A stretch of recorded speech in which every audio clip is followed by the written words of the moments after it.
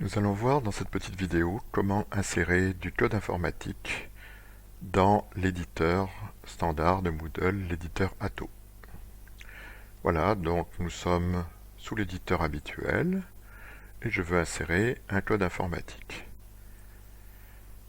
Donc le mode standard de HTML ne permet pas de respecter scrupuleusement les indentations et les espaces. Donc il faut utiliser un mode standard qu'on appelle le mode préformaté. Alors, nous allons voir comment utiliser ce mode préformaté pour insérer notre code informatique. Ici ce sera du code en Python. Donc je tape du texte, voilà.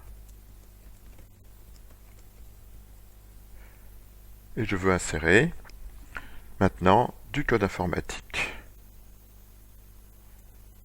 Comment je vais faire? Eh bien je vais passer à la ligne et introduire deux sauts de ligne. Alors vous allez voir pourquoi le deuxième saut de ligne est important. Je me replace sur la première ligne vide et je tape quelque chose. Mettons que ça va être du code Python. Commençons par def pour une définition de fonction. Je sélectionne ce mot def et dans le menu des styles de paragraphe, je la mets en style préformaté. Voilà. Maintenant, je suis donc dans le mode préformaté. Alors je peux par exemple def f de x, deux points. Je suis obligé d'introduire les espaces à la main d'indentation. Return x plus 1. Voilà, et j'ai introduit mon code informatique. Bien entendu, l'inconvénient c'est que je ne dispose pas de l'indentation automatique, qui est quand même quelque chose d'important, surtout pour Python. Donc, une technique qui est plus sympathique, c'est d'aller taper son code dans un éditeur spécialisé dans Python, et puis de faire un copier-coller.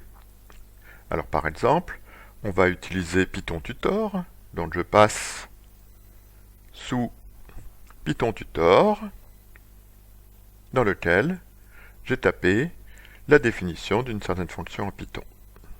Je sélectionne le code qui a été automatiquement indenté correctement, je le copie, voilà, je retourne dans mon éditeur, je sélectionne ce qu'il y avait dans mon code informatique entre les balises près, et je le colle, voilà, et j'ai un formatage parfait. Si je veux continuer à taper, heureusement j'ai prévu d'avoir une ligne vide après le code informatique, ce qui me permet de taper. Si je regarde le code HTML qui a été créé, voilà, vous pouvez remarquer il y a le texte qui est là. Entre la balise près et la fin de balise près, j'ai mon code informatique. Voilà. Et puis j'ai la ligne suivante.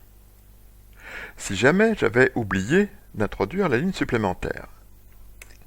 Alors là, je suis un petit peu coincé parce que tout ce que je tape va se retrouver entre les balises près. Alors là, la manière de corriger, c'est de repasser en affichant le code HTML, de se placer après la balise près et de taper quelque chose.